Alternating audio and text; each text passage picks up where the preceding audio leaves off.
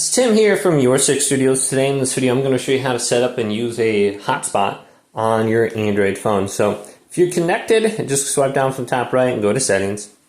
And then we can go to network and internet options right here. And I have the option for hotspot and tethering right here. I can just turn this on. So let's go to our Wi-Fi hotspot and we can just turn it on. Tap on where it says Wi-Fi hotspot and we can set up the name. So you can see the name is Tim Wi-Fi. You can change that whatever you want. And then you can come back down here and you go to the hotspot password and you can just come up with your own password. So mine's just Timothy1.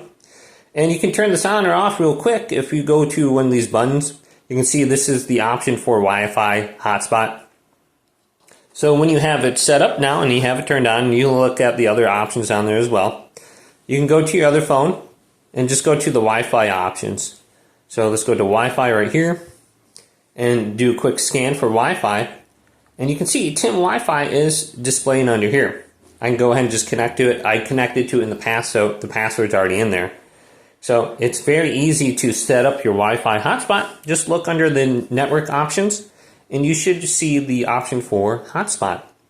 And on my internet service, it does not cost any additional money to use a hotspot.